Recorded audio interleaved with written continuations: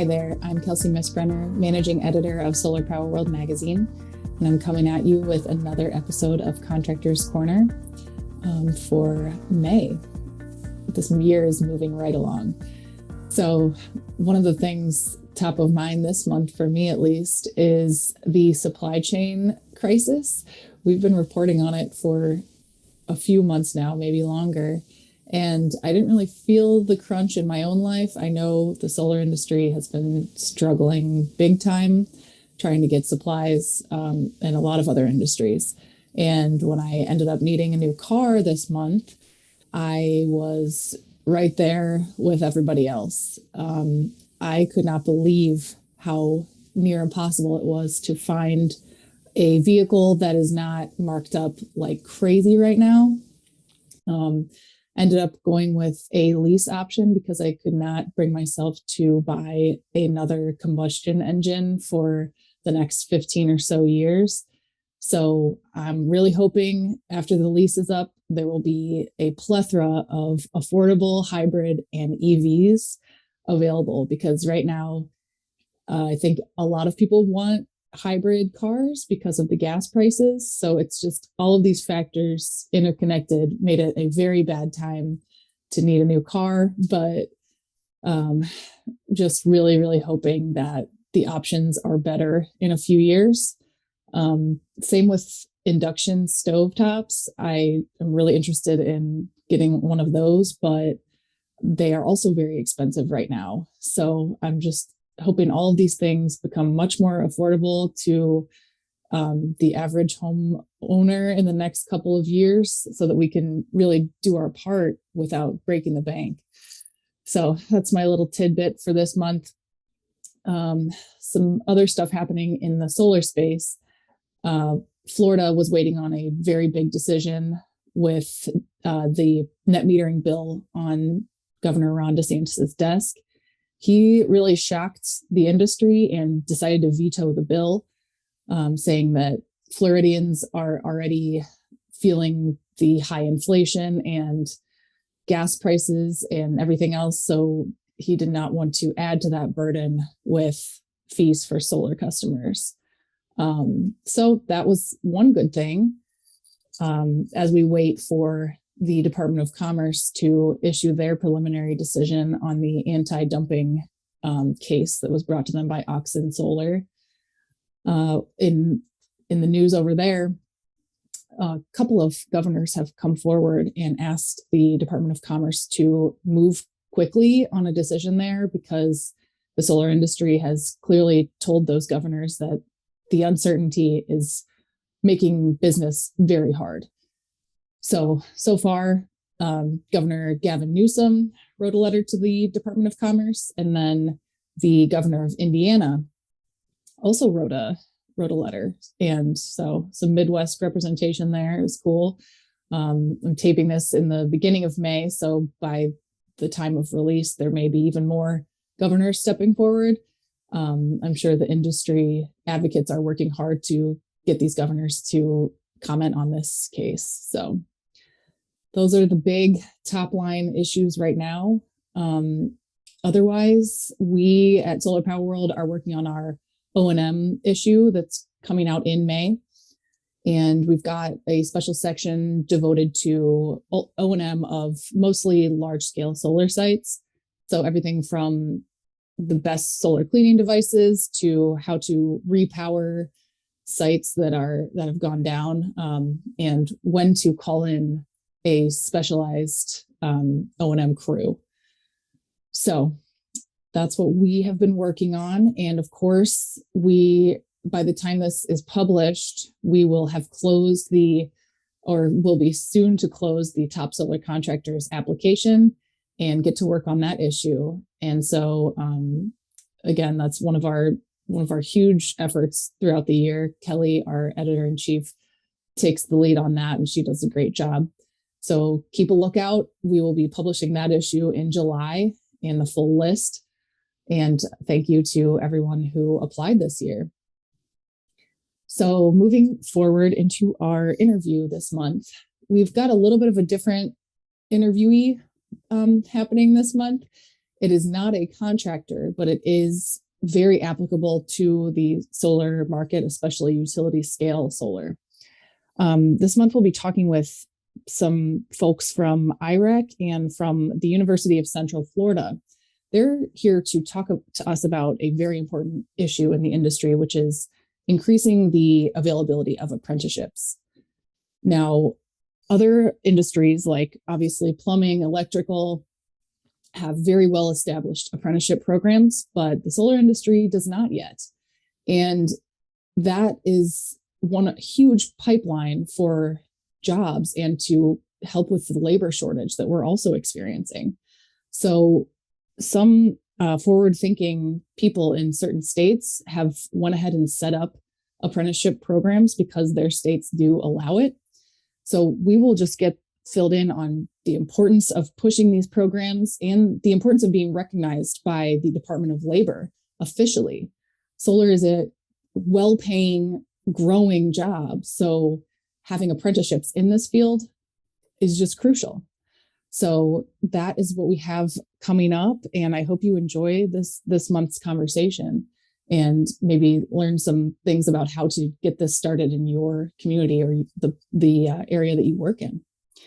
So I hope that you enjoy this episode, and I thank you again for tuning in.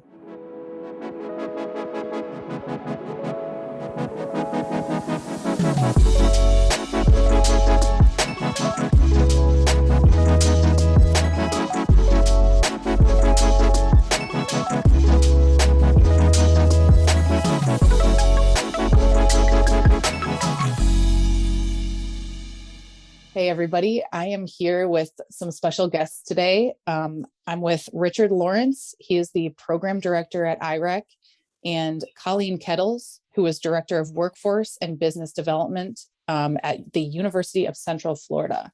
So welcome, you two. Thanks for joining me. Kelsey, thanks. Thanks for having us. So we're doing something a little different this month. We're not talking to a contractor per se, but we're talking about a topic that is of high importance to contractors, especially probably the large scale utility contractors, and that is apprenticeships.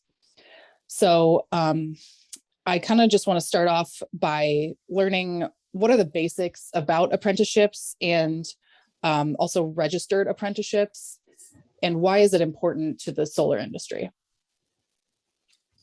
Great. I'll start off. Thanks. So apprenticeships are an age-old way to train somebody in a job, right?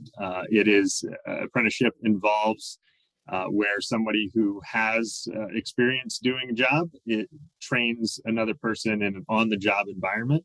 And then a registered apprenticeship is an apprenticeship that it meets certain criteria of the U.S. Department of Labor or a state apprenticeship agency. That also includes the requirement that they are an employee. It's a paid on-the-job experience. They are getting that training on the job. Registered apprenticeships do also require related instruction. So they have to receive training, classroom instruction outside of the work environment. And there's that mentorship period. They do have to be at least 1 year in length. And typically it's at least 144 hours of time. And often you'll see those registered programs being 2, 3, 4 years or more even to train in that occupation. It really depends on what that job is and what it takes to learn what it is. There's over 1,000 occupations that are currently apprenticeable in the United States.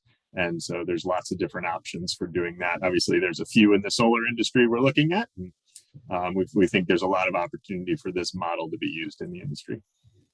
Okay. So, I mean, solar has been an industry for at least 15 years where the job growth has been staggering and more people are wanting to get into green careers. So why is solar not yet recognized by the Department of Labor?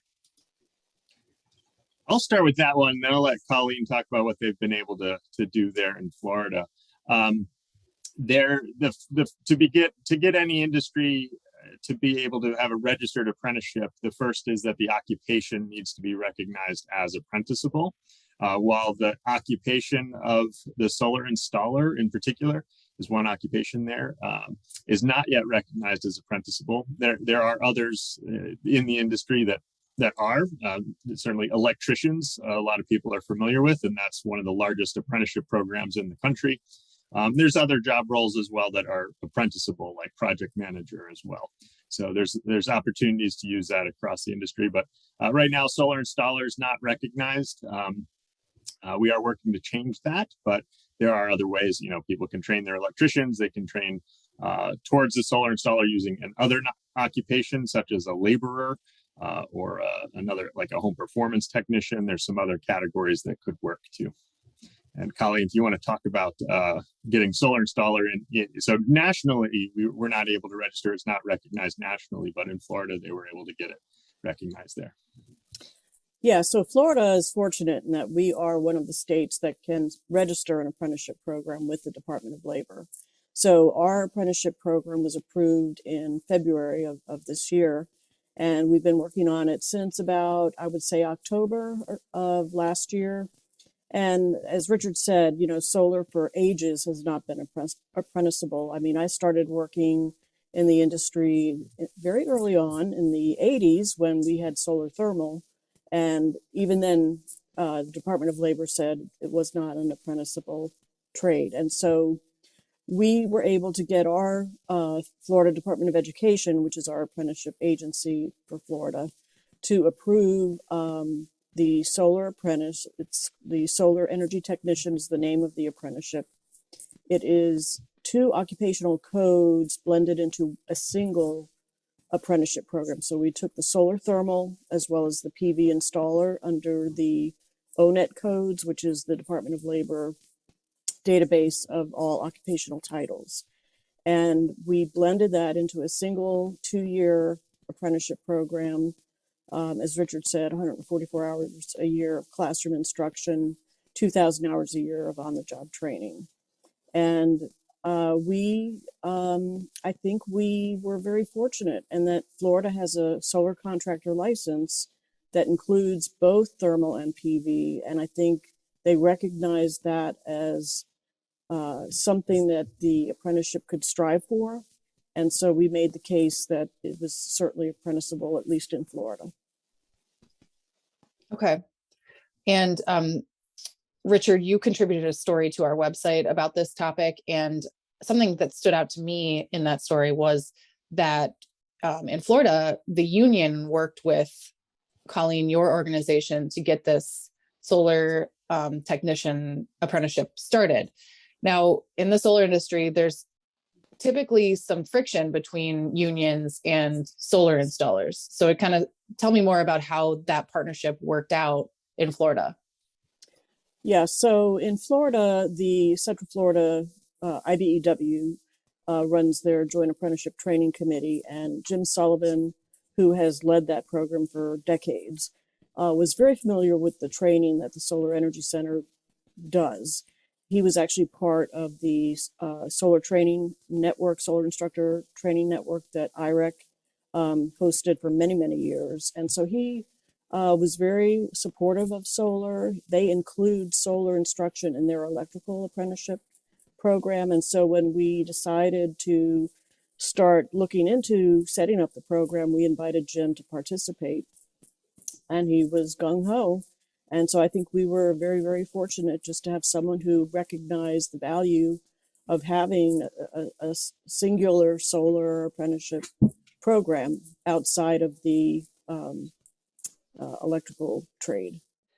So you mentioned that some roles in the solar field are already apprenticeable. Why is it so crucial that solar technicians or installers are added to that? Like, what are the benefits to a person working in the field? Yeah, so there's a lot of benefits to both the employee as well as the employer for having a registered apprenticeship program to train the workforce. So starting with the employee is that they are an employee. First off the bat there, while they're getting trained in that job, they are actually getting paid a wage. And that wage then has to be progressively increased during that apprenticeship time. So, benefit to the employer there, they do get that employee doing productive work that they can pay a lower wage during the apprenticeship period.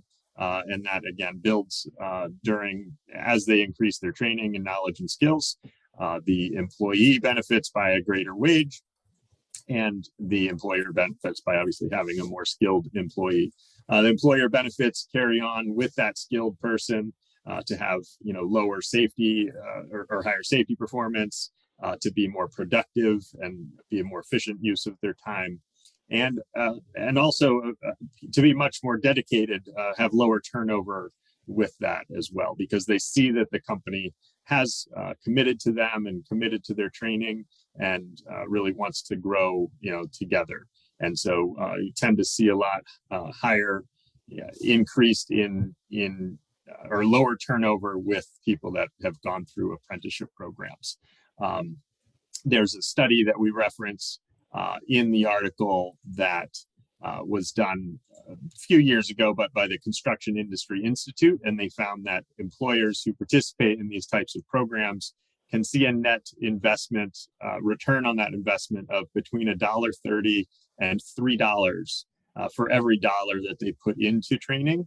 They see that those types of returns in those lower turnover, higher productivity, things like that, being able to get better skills out of the person. So there's lots of benefits. The last one I'd say, well, two more actually. So access to tax credits and potentially wage reimbursements and other incentives that go through our workforce development system, either through the federal or often the state and local levels, are over the last decade or so, I'd say, if not a little more, the government's really focused a lot of the workforce development activities through the apprenticeship system. And so in order to access those incentives, which could include upwards of 75% wage reimbursements for certain populations participating in program for a period of time. So thousands of dollars per employee. There's training incentive funds that can go to support some of the related technical instruction, and tax credits in certain areas where the state offers tax credits to hiring people in those types of industries. So lots of investments there. And final thing I'll say is the reason why we're focused on this with our current effort is the Solar Ready Vets Network is the project we're working on with the Department of Energy. And registered apprenticeships are just one of the best ways to get veterans into any job out there. A veteran is able to access their GI Bill housing allowance if they're in a registered program, it depends on location, but it can be thousands of dollars a month that veteran is then able to get because they're in that type of training program. So that's why we really want to bring registered apprenticeships to the industry and have them be utilized more often. Yeah, wow. That's definitely good for our audience to know. It's interesting you mentioned the potential state tax credits for apprenticeships. In the Build Back Better bill that is now stalled, they actually had apprenticeships as one of the ways to get the full ITC the way it was written. So this seems like something that's of interest at the federal level too. Yeah, we saw a lot of interest from employers when that draft legislation was out. We do expect to see more bills like that, both at the state and federal level. There are things that we're seeing in terms of, increased labor standards that are being incorporated into some of these new legislations. And so, yeah, that draft was that any system above 1 megawatt, in order to get the ITC, it would have to have a minimum percentage of the labor performed on the job to be in an apprenticeship program. And so we definitely started looking at, all right, how are employers going to deal with this? We see other areas where this may start coming in at the state level too. So, apprenticeships, definitely the government is saying, recognizing it's a great tool for workforce development, and they're using that as a way to improve labor standards and tie that to the incentives that are out there. Definitely. And of course, we'll be curious to see if any of the items from that draft make it through eventually in some form, but time will tell on that. Colleen, can you tell me, do you have advice for other states from your experience building this program in Florida?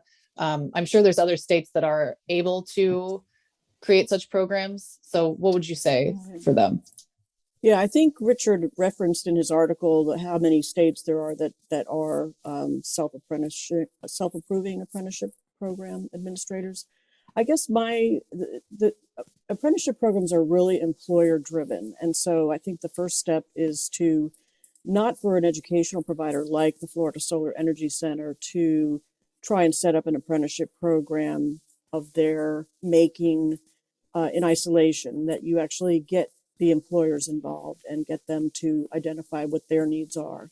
And so that really was a huge step for us, because initially we were going to have two distinct apprenticeship programs, one for thermal, one for PV.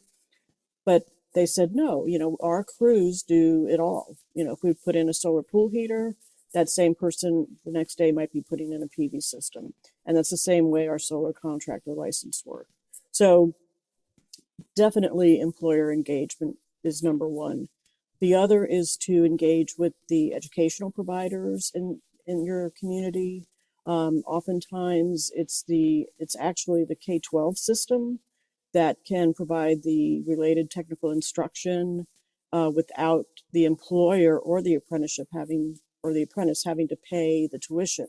The state actually funds the program through the K-12 funding formula.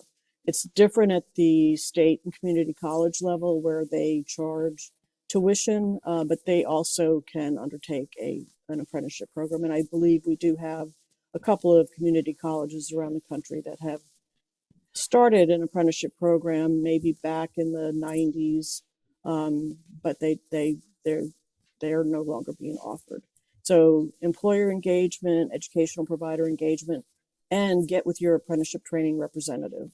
So we would not be finished today if we had not engaged with our apprenticeship training representative. They walk you through the process, tell you exactly what you have to do, hold your hand. Then once it's approved, they onboard you and help you the whole way, because they want you to succeed because they've succeeded in that case. So that's what I would suggest. Okay.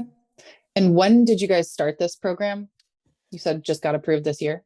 We started working on it last year, I want to say maybe in the fall, and we worked on it. We had meetings every week with the apprenticeship committee, which the apprenticeship committee are the employers, because the employers own the program. And we submitted it for approval right after, I think right before the end of the year. And we got the notice that it was approved on February 12th. And so now we're gearing up for launching the program. We have 8 current employers participating, and we know that number will grow dramatically once we really start promoting the program. Okay. And does it take a big PR push to get people to know that this program exists? Is that part of your plan too? Well, it is part of our program, but right now we're being very cautious about pushing it out, because we do have this core group that are ready to go, and we want to make sure that we're going to be successful.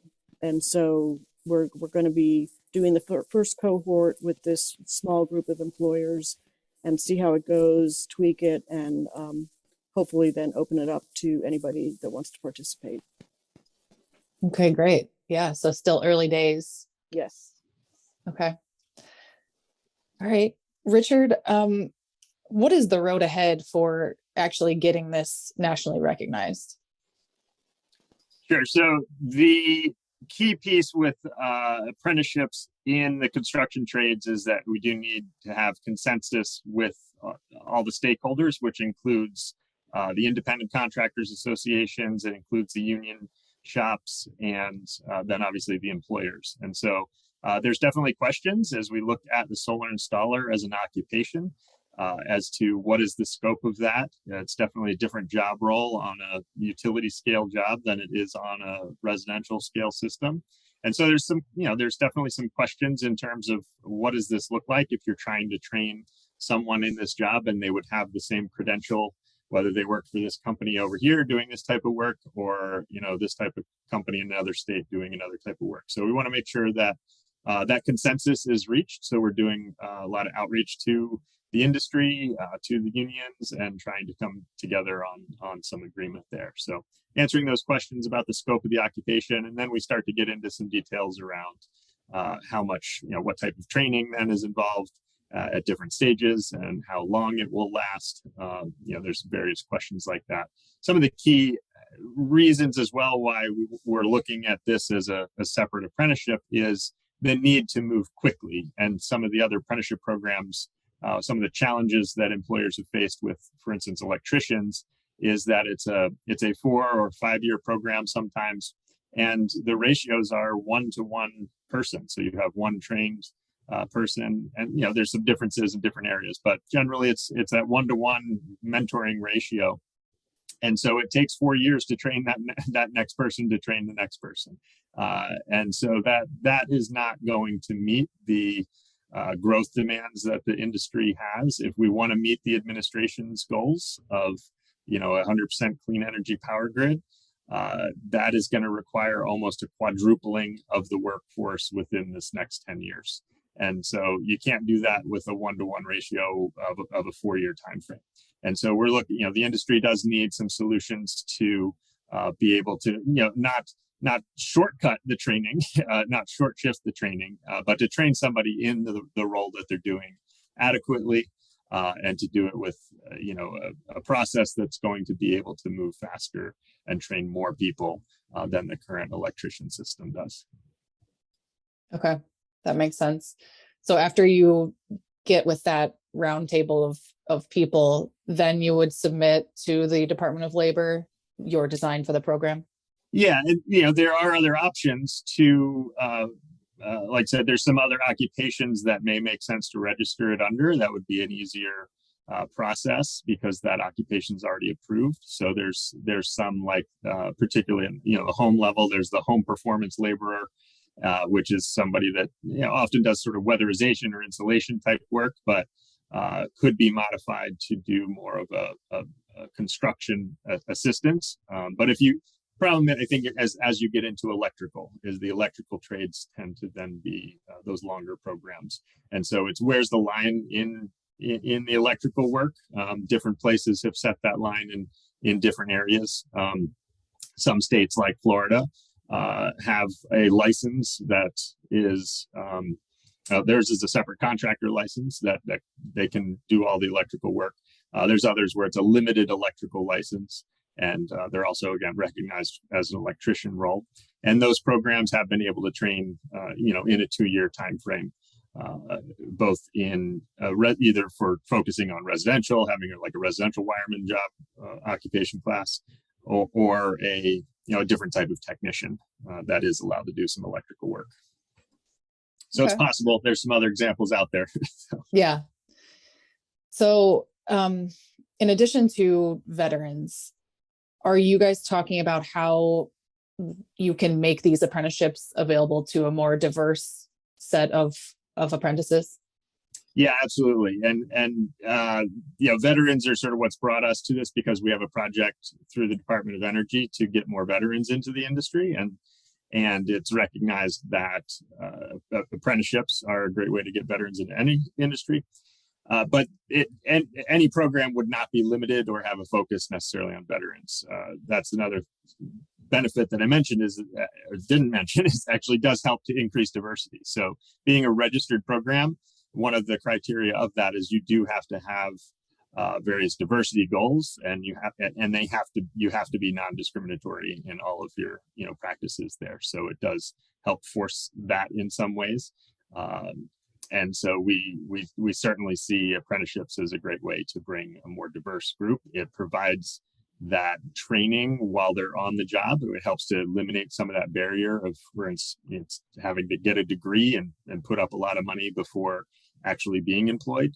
So we do see it as a great way to get a lot more diverse candidates into the industry. And Colleen, if you have any more on that. Yeah, actually, when you're a first-year apprenticeship program, you don't have to indicate your how many minorities and other populations you have in the program, because obviously the program has just started. You don't have anybody in it. But you do have to set aspirational goals. And so in order to establish those goals, we surveyed the participating employers. And surprisingly, or maybe not, the least represented group were women.